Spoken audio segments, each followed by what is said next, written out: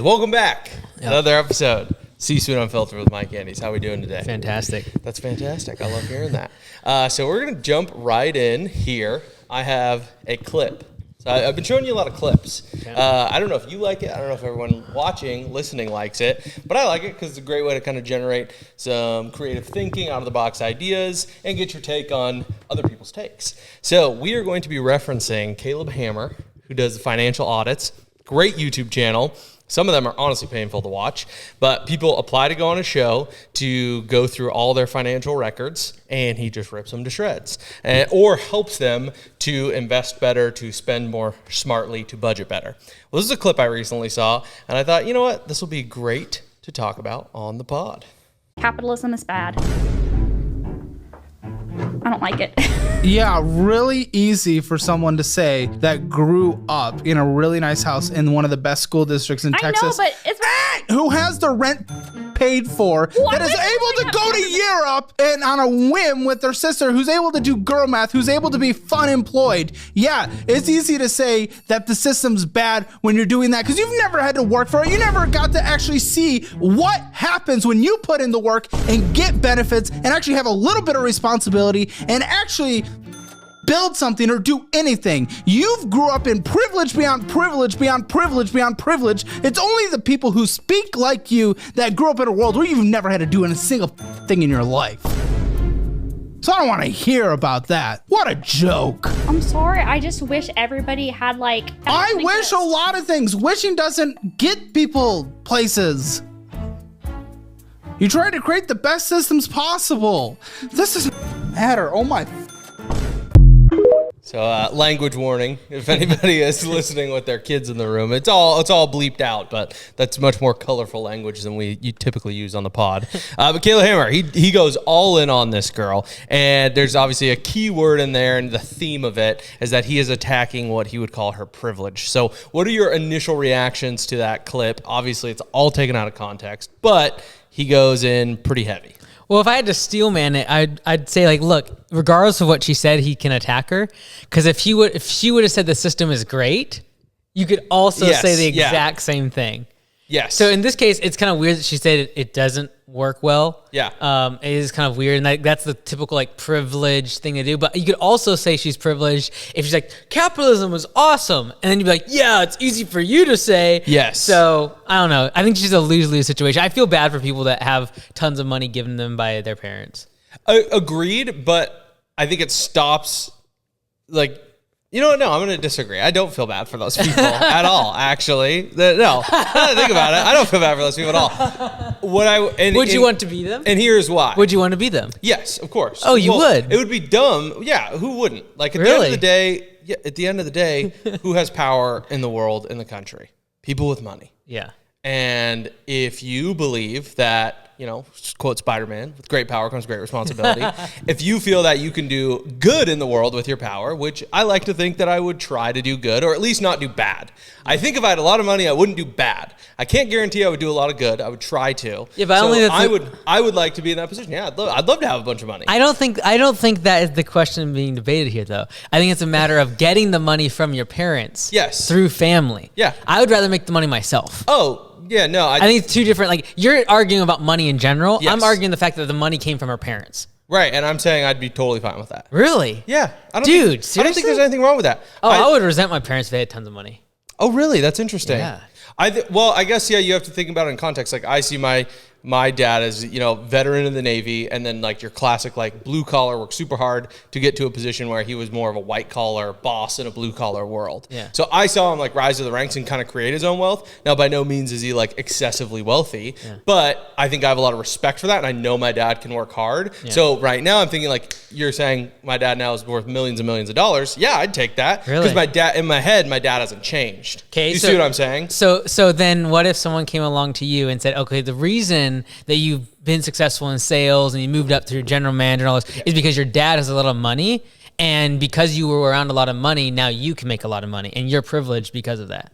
Yeah, I think that two things can be true. That's a stupid take. That's a horrible take. But take. But wouldn't that make you feel somehow less than, instead of you making, like, without having that as a backstop, still doing what you're doing now?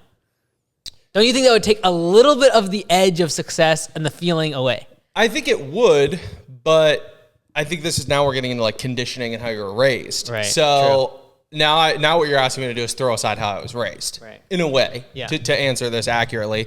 And then, yes, I think it would take away the edge because, you have the proverbial safety net, right? And that's that's what a lot of people say. Like, you don't have to struggle for it. You don't have to work for it. You knew you could fall back on your trust fund, right? Like trust fund babies, or you knew your parents would bail you out. That's the privilege side of money. And that may be true. So yes, it does take the edge off. I don't disagree with you there. Yeah. Okay. Yeah. Like LeBron James kid. I'm just like so sorry for the guy. Bronny James? See, really, I'm not. Really? Yeah. Are you saying because, okay, you're not saying because of the money. You're saying because it takes away from like a human element? He will never be able to not have LeBron James as his dad. Which means there will always, even in his own mind, have the inclination that like, I am only what I am today because of my father. And it's not something you can ever outlive. Mm-hmm. Yeah. Like I can outlive and I can outwork being poor. Yes. And I can gain it myself and then earn it. And then there's nothing but my own two legs I've stood on. Yeah. But if there's someone else that like could potentially put you in a better spot, I feel like this girl is just in a bad spot in general in life. Yeah, I agree with that. Because of the fact that her parents, to your point, how they were raised, the fact that she's able to just like on a whim go to Europe. Yes. She has like what we call fun job, fun employment. So who knows what that is? Probably doing some like pseudo media which means job they've been given a bunch of money, right? So like that's where I'm against. I'm against that part. Yeah. But I feel bad for people like her that have been given everything because either A, they're gonna have a deal with harsh reality, someone like Caleb Hammer saying this, and this is what everyone around her thinks, but is not willing to say. Mm-hmm. And so like if you're good, you always have the chip on your shoulder, the thought in the back of your head that maybe it is because my dad or my mom or whatever. Mm-hmm. And then if you're like not ambitious and super successful, guess what? You're gonna be spoiled rotten. Yeah. And that's kind of, it seems like the route she's going. But like, it's just, I would hate to have that. Yeah, that's a good point.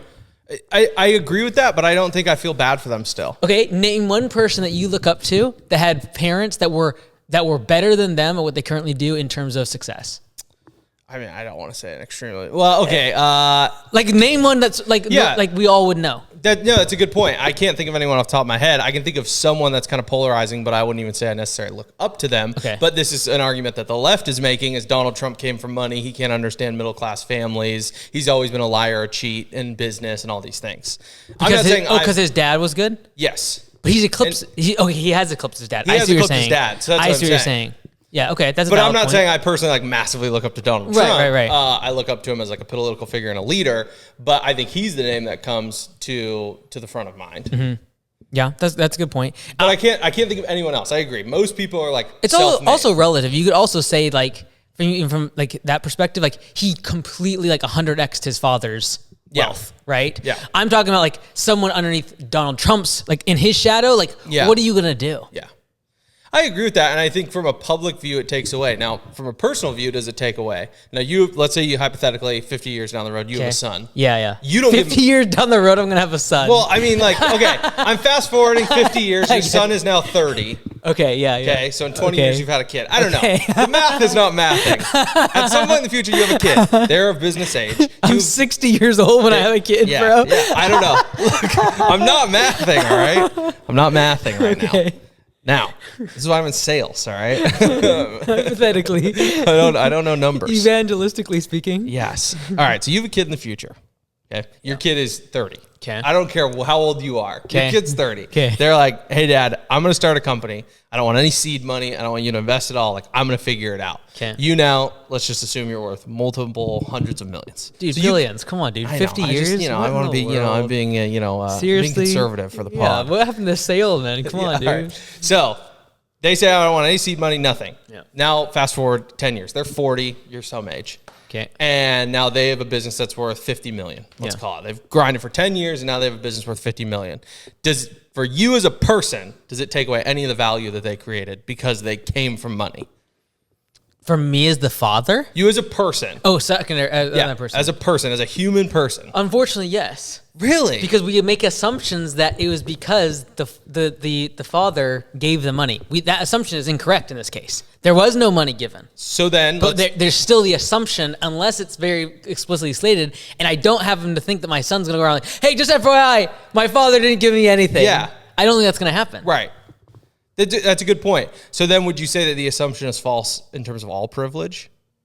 Like we are always falsely assuming privilege? Oh yeah, 100%. Yeah. Yeah, I agree with that 100%. Okay. And that's not what I was trying to get at, but I think the conversation stems into what we consider privilege nowadays. Yeah. And like you and I are like, I don't want this conversation to divulge into like race or anything like that. Like we're two white kids from like one of the whitest states in the United States of America. So we're not going to talk about like the racial privilege and diversity, which is important, but I'm talking more like financially and kind of where you stand in like the business world, that we assume so many things about privilege. Like people will always assume things about you.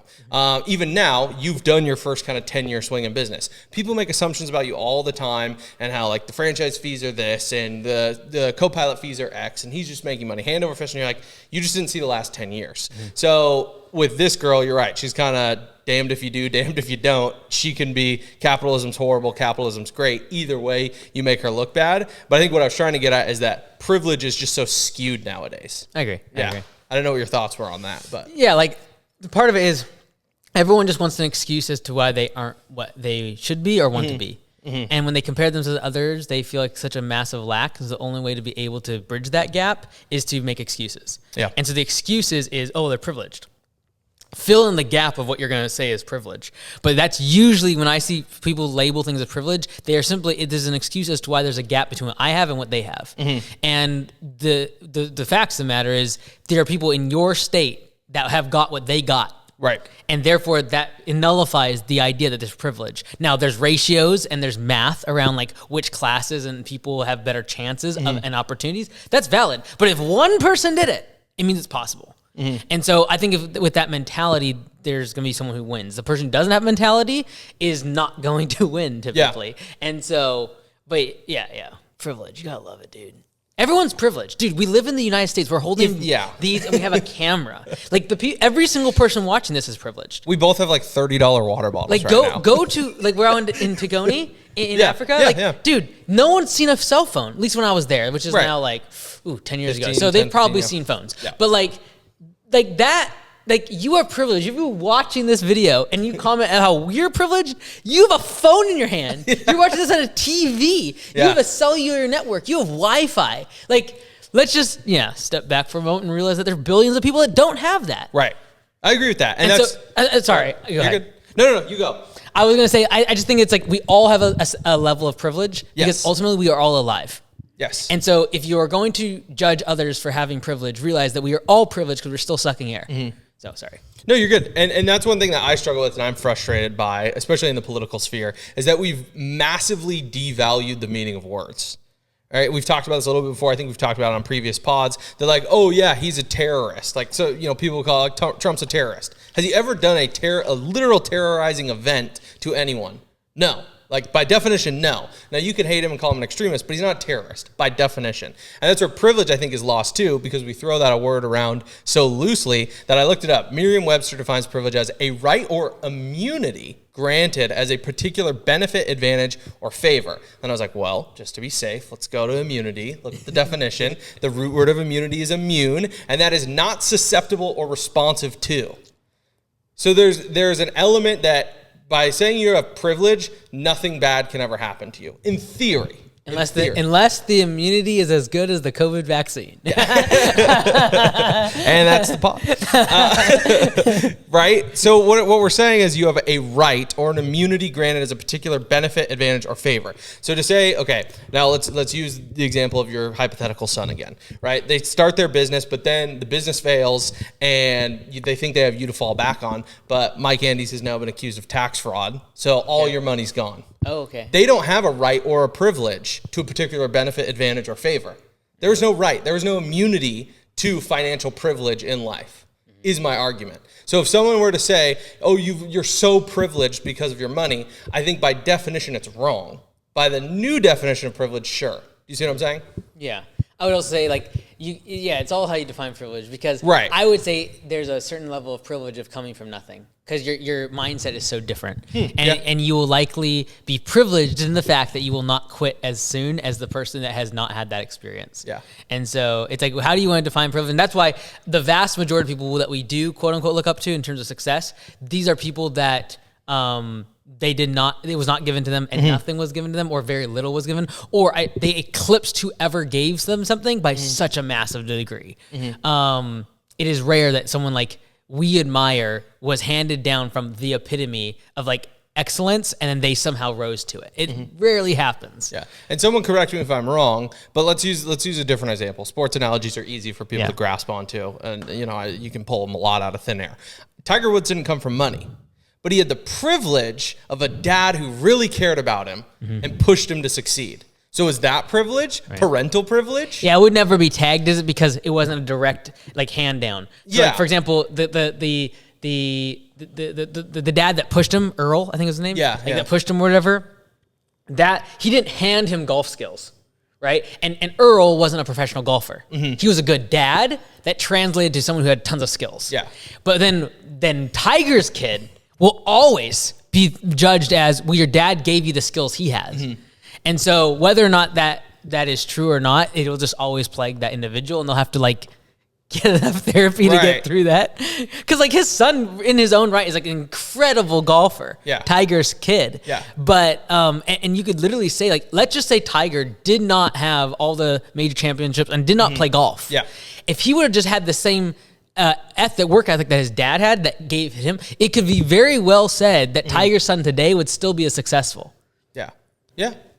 I mean, Charlie's lights out. Charlie Charlie's- Woods. You see any videos? He's good, dude. Yeah. Did you see that video? Tiger Woods, he's at the range with Scotty Scheffler, best golfer in the world right now. And he's like, Charlie outdrove me the other day. And Scotty's like, no. He's like, yeah, he did. So Charlie's going to be good. Yeah, it's weird, though, when you think about privilege, because then I'm sitting here, I'm like, well, I'm privileged because my parents made sacrifices to spend time with me and invest in me and care for me and teach me things about the world and life.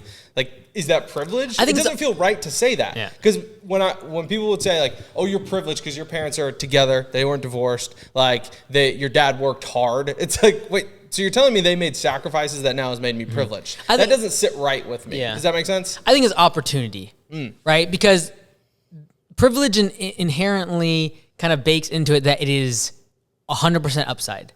I think someone giving me $1 million, some people will call it privilege. For other people, it would ruin them.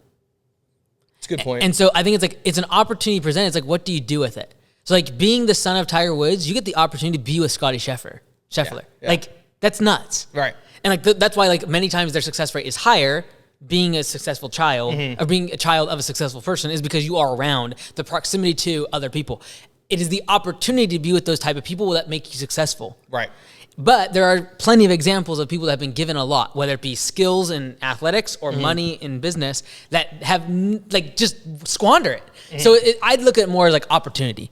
And so do some people get more opportunities than others? Yes. What's cool about life and in business is like you need one opportunity to go all in on it and then you can win. And for most of us, like it's like, oh, I have a cell phone. That's an opportunity. Yeah. Yeah. Like, it's privilege. No, it's an opportunity. Some people will waste their life away on that phone, and there'll be people that will dig themselves out of poverty. They'll gain skills. They'll educate themselves. They'll make more money. They'll do things for friends and family and for their community. And so it's like, it's an opportunity. What are you going to do with it? Yeah, I like the reframing of privilege to opportunity because I think about another example that came to mind is, well, did Gary Vee have the privilege of potentially being a seed investor to Uber? Or was it just an opportunity? And also, he screwed it up. He said that's one of my biggest business regrets is I didn't invest in Uber when they first asked me to. I could have been one of the initial investors and be worth millions and millions more than what he currently is. Well, did he have privilege because of that? Or did he create business relationships and friendships that gave him opportunities? But some people would say like, oh, he had the privilege because like he's from money and this, that, or the other, which I know Gary Vee's not. But I'm just saying you can ascribe this person has been privileged to now have the opportunity, or you could just say black and white, it was an opportunity, plus he screwed it up.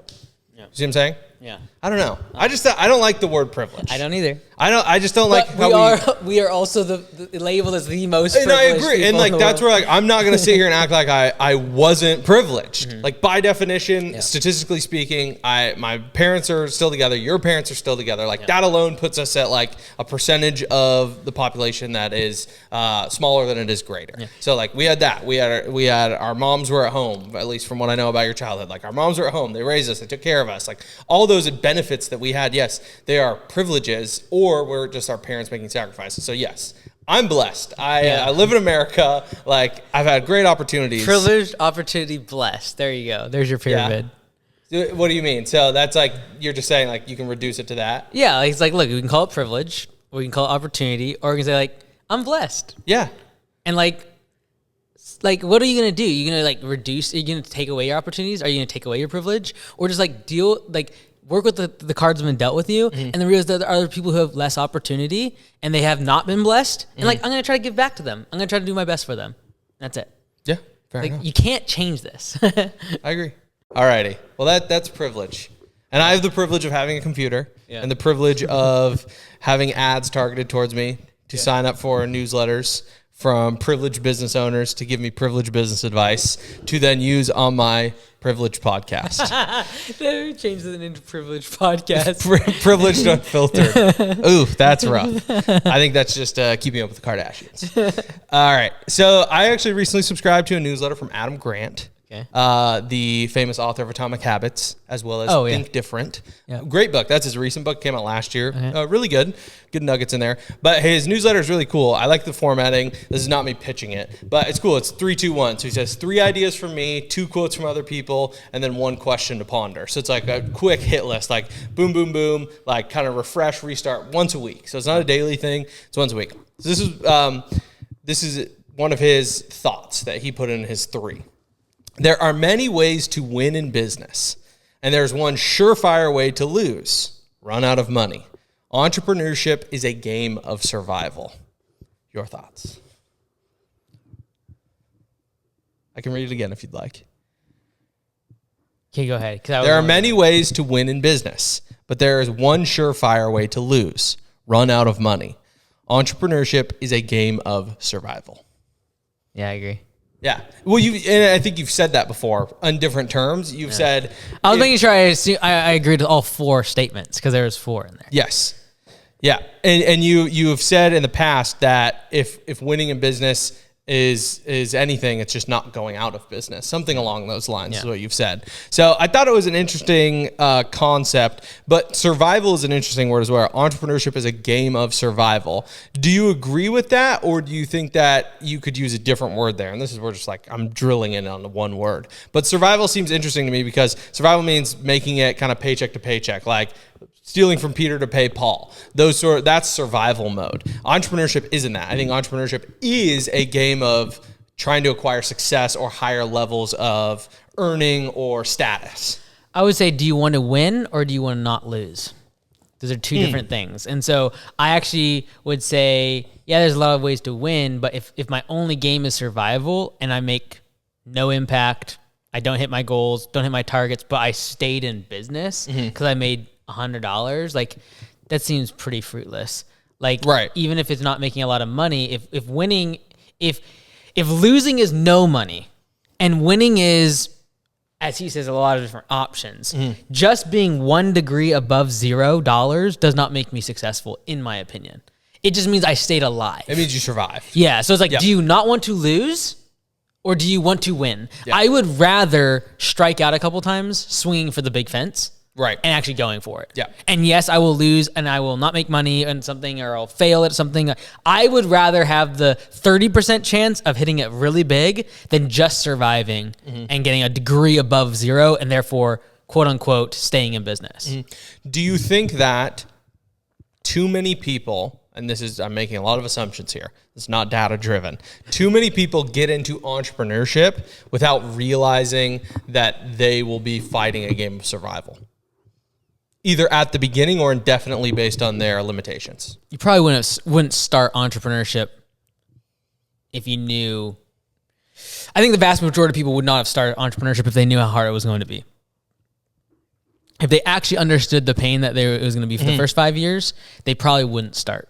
And so the only reason we actually start is because we have rose-colored glasses and we think things are going to work out. But if we actually knew what it was going to cost and we actually knew how much pain it was going to be and we were able to judge that from the onset, we probably would not choose that option. I'm confident in that. Because I think, and this is where I massively agree with Adam Grant, that entrepreneurship in its beginning phases is 110% a game of survival. Right. in its early stages, whatever size of business you're trying to build, in its early stages, like Elon Musk, you always reference this story. Everybody knows it if you've listened to anything business related, is he slept on the Gigafactory floor. Like he was just trying to survive to get Tesla off the ground. That was true. But now Elon isn't playing a game of survival. Would you agree with that? Like now Elon's entrepreneurial journey is not about survival in any way, shape, or form. For the sake of debate and discussion, I'm not even sure I fully believe that. But yeah, I think the more you can trick yourself into thinking that you are in a state of survival, the more successful you'll be. So like the reason Elon keeps doing well in like everything he touches, or like many of the things he touches, is because he constantly has this notion that we are all going to get killed. Like whether it be war, whether it be the Earth is literally going to blow up, we need to move to Mars. He has this constant notion that like we are surviving. And like we need to get to a different planet in order to survive. Yeah. And so I think the people who make like the craziest amounts of money and like have the craziest levels of success in their industry or like their discipline are the people that are in this constant state of scarcity. And it's not like a fun, like that's why most people, you don't want to be Elon. Like he said, like it's not easy and like that sort of thing. And I think people at the most elite level, it's because they live in this constant fear and this constant state of survival. And that's not a normal state of like de-stressed and relaxation. So, okay, maybe Elon's a bad example. Jeff Bezos, he is not in a current state of survival. Like, let's be honest. Let's be honest. Like, we all see the pictures of him on the yachts and at these, award shows and red carpets. And, like, he is not in a state of survival. Right. And that's what I'm saying. I agree with Adam Grant. And to what you were saying is we look at, or entrepreneurs look at entrepreneurship through rose-colored glasses, and they don't realize there's just this massive hill that they have to climb of, I have to survive. I have to get this thing off the ground. And then eventually it can be about sustainability and not survival. Yeah, I think it's like, are you in growth mode or are you in profit mode? Yeah. Right? Like, he's not in growth mode. So, like, yeah, I would agree he's not in survival mode. But, like, if you're in growth mode, everything is being sucked into the business. It's a vortex for all your energy, your time, and your money. And so it will suck all of that. But if you're in profit mode, yeah, you step back. Usually you're having someone else manage. Like he has Jassie's in there as the CEO. He has those yachts, etc. He's in profit mode, I would say. Go for it. I would say in growth mode, it is a game of survival. Yes. I would agree with that. Yeah. All right. So I'm going to make an assumption. Correct me if I'm wrong. You hold Elon in higher regard than Jeff Bezos. My candies. I would say higher regard. I think they both you like him more. No. Oh, okay. I would say I identify more with him, because I'm still in his state of mind. Like I'm not trying to get a yacht. There's no desire in me to want to go to galas and all this garbage. Okay. I'm trying to say that. Cut that word out of my vocabulary. You're good. Would you, if you could shadow one for a day, who would you pick? Oh. Really? Is that even a question? Yeah, Elon. Okay, see? That's what I'm getting at. Now I have a harder question. Okay. You get to shadow Elon for one day or Bezos for 1 week. Now which are you picking? Oh, it's still easy. Really? Yeah. You think that the knowledge gained in 24 hours is better than 168 or however many hours? I just don't ever want to be like Bezos. But you don't think seeing the levels at which Bezos operates for a week outweighs 1 day with Elon? I'd rather be a day with Elon than a month with Bezos. Yeah. That's why I was asking, like, you like Elon more. I feel like this is telling. Because I am going to have to leave this experience. So after, let's say a month, I'm with Jeff Bezos, right? Let's say 10% of his time is super in CEO mode, especially on Virgin, Blue Origin. That would be interesting. Blue Origin, I would enjoy that part. Yeah. Everything else, I don't want to have that line of my life. Fair. And so, whereas with Elon, like, I really want to know, how do you run all these businesses? Like, I want to see how you operate. I want to see, like, the level of things that he has to let slip through the cracks in order to focus on the couple things that are actually important. Because he's not hitting everything. Like, he's probably a horrible father, horrible spouse. Like, he's letting all these things drop through the cracks in order to go after, like, going to a different, like, Mars and making us a space-bearing civilization and having, like, electric cars. So, like, I would want to see that up close and personal. And I think that would be more impactful to me than a month of seeing Jeff Bezos spend gazillion dollars on his yacht. That's surprising. So I just never want a yacht, dude. Yeah, I don't want that life. Yeah, and I'm not saying about the yacht that's surprising. Like, I don't want that, dude. Whatever I would be getting, I'd be like, oh, I should apply that. It's like, no, like, there are definitely aspects of Bezos that is phenomenal. I'm not undermining him at all. It's just I don't want that life. And I would, if I had a day with him, dude, I would be thrilled out of my mind. But if I had to compare the two, it'd be like, dude, Jeff Bezos for a day would be amazing. Elon would be way further. Okay. Because like you got someone that is like literally trying to change history, and they have all the money in the world and still have that drive. Yeah. That's what I want to unlock. Yeah. I don't want to make a bunch of money so I can go spend a yacht. I want to have that drive until the day I die. And somehow Elon's got that. Yeah. And he has all the money. He can do the yacht. He could just do whatever he wanted, and he still decides, like, build businesses. Yeah. And I identify a lot more with that. Yeah, that's fair. Now, let me ask a No harder- shade to Jeff Bezos. Jeff No, Bezos. no. He was in growth mode at one point and kicked butt. Yeah. He's just not there anymore. Yeah, and that makes sense. And that's where, like you've said before, that somehow the public, there are so many people that attach to Elon like yourself, that he can still be one of the richest people in the world, but pitch himself as the underdog. Yeah. Because, going back to this Adam Grant quote, he is showing that like it is a game of survivability. I'm going to push myself, my businesses, my goals to their limit, and I'm going to force myself to have to survive under the goals I've put myself, restrained myself to. Yeah, and like the bigger the goals he has, and he will continue to make more mistakes and have more haters, and he'll just use that as fuel to be the survivor and the underdog. So like when he releases Cybertruck 4 years late, and all sorts of problems and mistakes, and people are posting memes about it in the whole 9 yards, like now he's the underdog again, and he has hundreds of billions of dollars. Yeah, like that is like some genius marketing. Yeah. So I would rather play that game. Yeah. And I think that, Lee speaking out of turn here, I hope and think that you will be viewed that way in home services. That you will still have this underdog mentality because, like, you built it your way. You've done it without seed money, without investor money, and, like, you came in and disrupted this industry the way you wanted to. Yeah, I think my hope would be that people see my winning as correlative to their success because I actually take the money and use it for the good of the industry. Yeah. Like if I have more money, I know what I'll do with it. Yeah. And it will be better for this industry. Yeah. So like when I'm selling products and services or I'm making more money from any of the businesses, I don't feel bad about it. Cause like I know like if I had $1 billion more today, we'd get there faster and it'd help the industry. Totally. Like I could do more at conference. I could build the software more. I could hire more engineers, and that would be funneled back to the industry. So like, I really do believe that. That's why like when someone buys a car from Tesla, they feel in part of the mission with Elon, like to electrify America, to get us to Mars, and all the rest of it. They feel a part of that. And I would hope that like whatever product and service I sell, regardless of the mistakes I make, like Elon does, that people feel somehow associated with the fact that like we're going to change this industry, and like they get a piece of the pie. They might not be able to like do all the stuff that I'm doing or be in the meetings and make the calls, but like they still will play a part, and they do, because every single person that buys a Tesla is some indirectly affected and helped Elon do what he's doing. That's a good point. And now I want to jump back because while you were explaining that, I was listening, but I did have a thought because I asked you like, will you like Elon more than you like Jeff Bezos? And you said no. You're pretty staunch that it's not a like thing. So I think it's interesting, and I think this is a learning moment for all of us listening to you. But then without hesitation, you said I'd take a day with Elon versus a week versus a month with Jeff Bezos. Without hesitation, you made that decision. But it's not about emotional like. So how do you figure out how to do that as an entrepreneur? That you made that decision not based on like, but you were so passionate about going to visit Elon versus Jeff Bezos? That's a good question. I don't know. I didn't really think about it. Liking someone has nothing to do with whether or not I respect them, and I can learn from them. So there's lots of people I don't like, and I can learn a lot from them. And it's not that I don't like Elon either. It's just a matter of like I don't want his life, but I see a lot of like what I do want out of life in him. I don't see a lot of it in Jeff Bezos at his current state of being. And that's why I would probably say that. I don't know. Yeah.